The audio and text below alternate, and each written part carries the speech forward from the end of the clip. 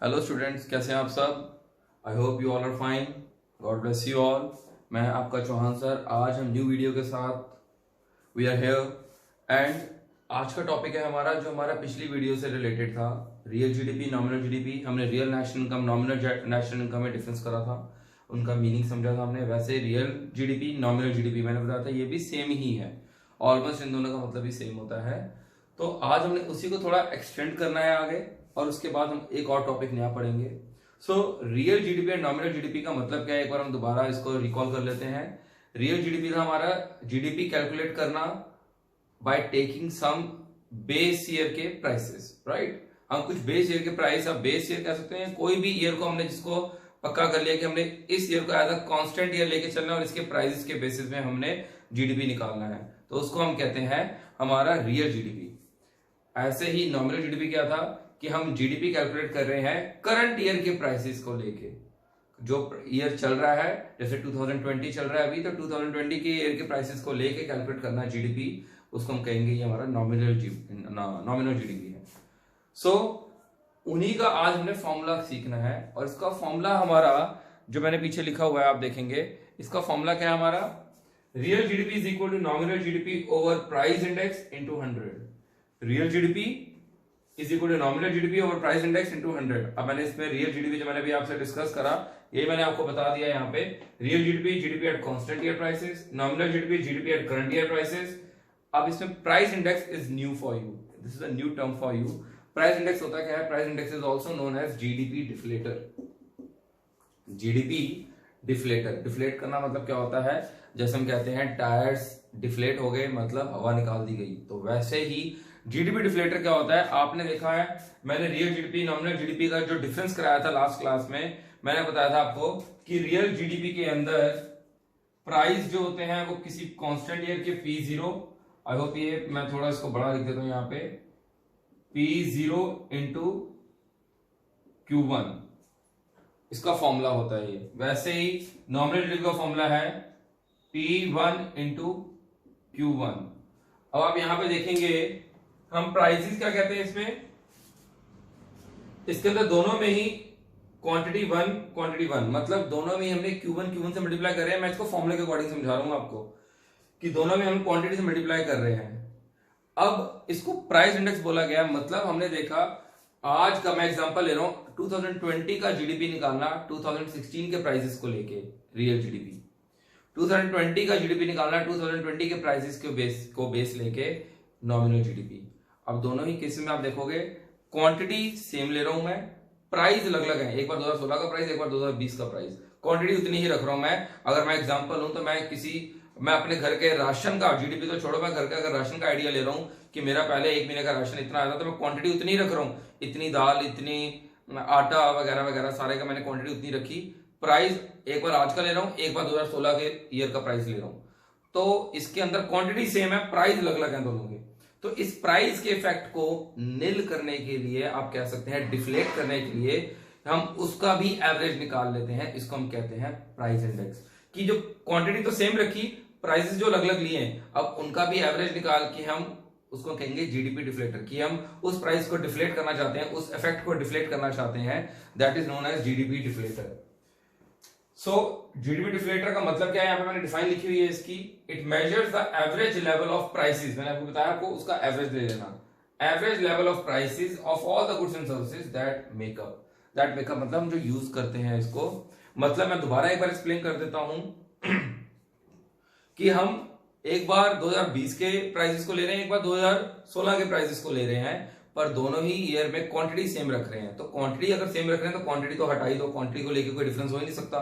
तो जो डिफरेंस आएगा जीडीपी में वो प्राइस को लेके आ रहा है, और इस प्राइस को इफेक्ट को निल करने के लिए ही हम यूज करते हैं हमारा ये GDP deflator, right. GDP deflator हमारा टॉपिक इज वेरी इंपॉर्टेंट। इसके बेसिस हमने न्यूमेरिकल करने हैं। तो हमारा ये पहला एग्जांपल आता है जिसके अंदर हमारे को गिवन है nominal GDP 15,000 crore, real GDP 12,000 crore, GDP deflector निकालो। अब आप कहोगे सर ये जीडीपी डिफ्लेक्टर का फॉर्मूला तो है नहीं। जीडीपी डिफ्लेक्टर का फॉर्मूला, प्राइस इंडेक्स को मैं आपको इवन यहां पे लिख रहा हूं, this is known as GDP deflator. मैंने वैसे ही यहाँ पे मेंशन कर दिया, प्राइस इंडेक्स को जीडीपी डिफ्लेटर कहते हैं हम। सो जीडीपी डिफ्लेटर निकालना है हमने, और हमारे को क्वेश्चन एक एग्जांपल की फॉर्म में हम कर रहे हैं, जो कि मेंशन है nominal GDP 15,000 crore, real GDP 12,000 crore. अब इसमें हम ये फॉर्मूला लगाते हैं, इसको इंटरप्रेट करते हैं, क्योंकि हमें real GDP equal to nominal GDP over price index into 100 given है। तो इसी फॉर्मूले में जो चीज गिवन है पुट कर देते हैं। Real GDP 12,000 is equal to, crore को भी आप साइड रखो, आंसर में लास्ट में करोड़ लगा देना, इज ज्यादा बेटर है वो। Real GDP 12,000, nominal GDP 15,000, GDP deflator we don't know कितना है, इनटू 100। तो इट्स बेटर, मैं इसको इधर लेके जा रहा हूं, GDP deflator is equal to 15,000 over 12,000 into 100, that is जाएगा आपका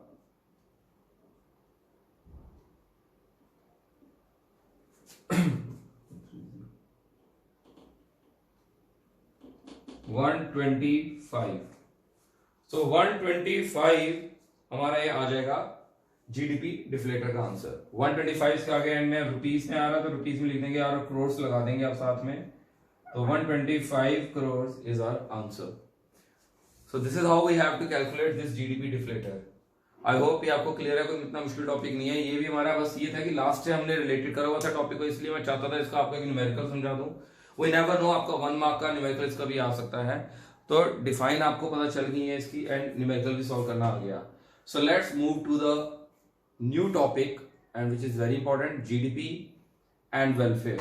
जीडीपी एंड वेलफेयर। अब जीडीपी क्या होता है, we all are aware, GDP means gross domestic product. हमारे ग्रॉस वैल्यू मार्केट वैल्यू भी हो सकती है, मनी वैल्यू भी हो सकती है, वो एमपी और एफसी पे आपको पता है डिपेंड करता है। मार्केट प्राइस हमने पढ़ा हुआ, GDP at MP, GDP at FC दोनों पढ़े हुए हैं हमने।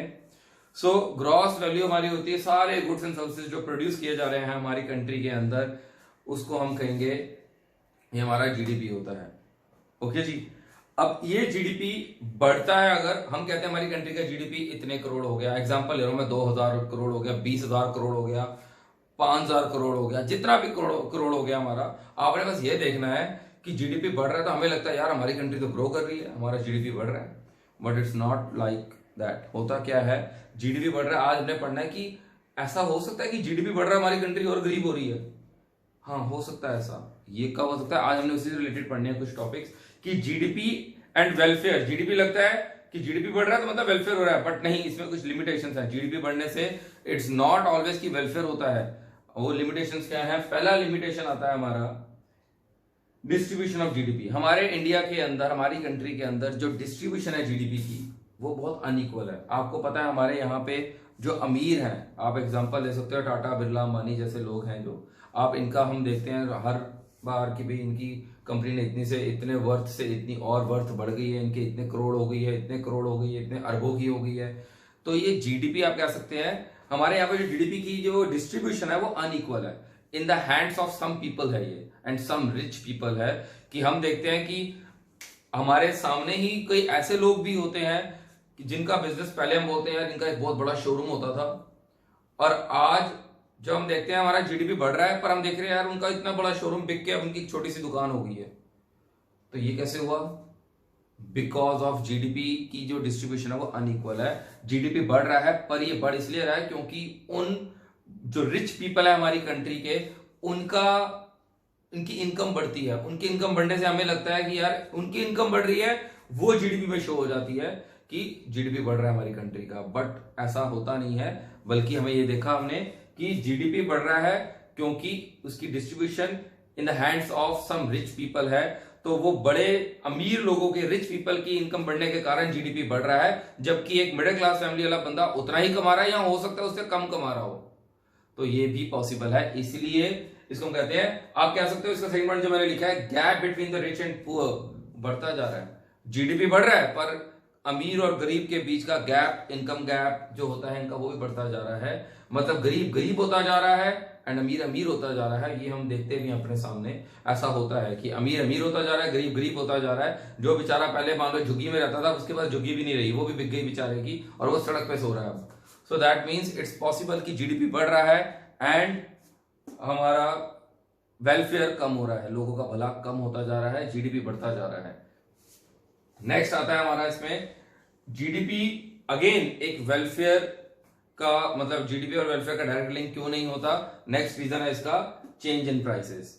चेंज इन प्राइसेस का मतलब क्या हुआ है, यहां पे लिखा हुआ है increase in GDP due to increase in prices. ऐसा भी पॉसिबल है कि जीडीपी बढ़ रहा है, मैंने यहां पे लिखा हुआ है इंक्रीज, एरो ऊपर शो कर रहा है, मतलब increase in GDP due to increase in prices. हमारा जीडीपी बढ़ रहा है पर जस्ट बिकॉज इसलिए बढ़ रहा है क्योंकि प्राइसेस बढ़ रहे हैं। मैं इसमें एग्जांपल मैंने पहले भी आपको लिया था, जैसे फिजिकल आउटपुट में no change.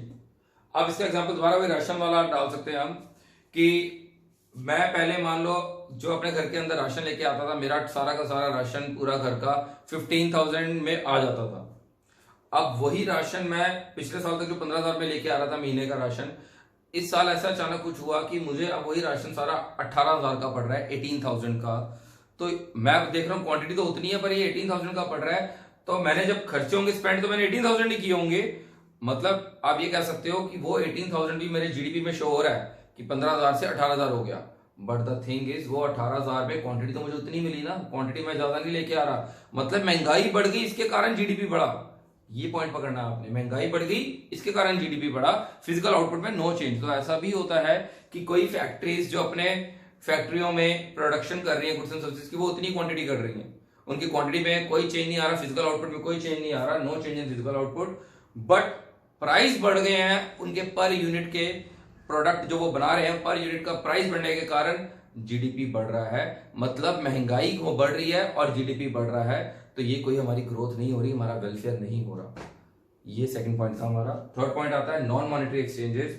Non monetary exchanges में क्या होते हैं, जैसे घरों में हमारी मदर्स हमारे लिए सर्व करती हैं, किचन से जितना भी हमारे लिए सर्विंग होती है, तो किचन में काम करना हमारी मदर्स का, गार्डनिंग करना, चाहे आप गार्डनिंग करते हैं, चाहे आपके पापा करते हैं, चाहे जो भी हम अपने फैमिली मेंबर्स में से हमारा अगर कोई गार्डनिंग कर रहा है, गार्डन में पानी वगैरह देना। लेजर एक्टिविटीज क्या होती हैं, घूमना फिरना, पैसे उड़ाना, ये सारा कहीं पे भी हमारी कंट्री को कंट्रीब्यूट नहीं कर रहा किसी तरीके से प्रोडक्शन है ऑफ गुड्स एंड सर्विसेज में, कहीं पे भी कंट्रीब्यूट नहीं कर रहा। चाहे हमारी वो मम्मी हमारे को खाना दे रही है, चाहे आप कह सकते हैं इसके अंदर जो गार्डनिंग हो रही है, चाहे लेजर एक्टिविटीज, कुछ भी है, किसी भी तरीके से हमारे को कंट्री को कंट्रीब्यूशन नहीं मिल रही production of goods and services में। That is why we will not included in welfare of GDP.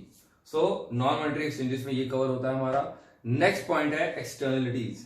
अब ये एक्सटर्नलिटीज क्या होती हैं, नाउ दीज एक्सटर्नलिटीज मैंने इसके आगे ही लिखा है, दीज आर द बेनिफिट्स और हार्म्स किस चीज के, of the activities by firm. हमारी ही कंट्री की फर्म्स कुछ ऐसा काम कर रही हैं जिससे या तो लोगों का भला हो रहा है, बेनिफिट मिल रहा है लोगों को, या तो उनका साथ उनको हार्म पहुंच रहा है हम लोगों को, मतलब नुकसान हो रहा है, उनकी सेहत के साथ खेला जा रहा है, उनको आप मैं एग्जांपल लेके क्लियर करूंगा तो आपको ज्यादा अच्छे से क्लियर होगा।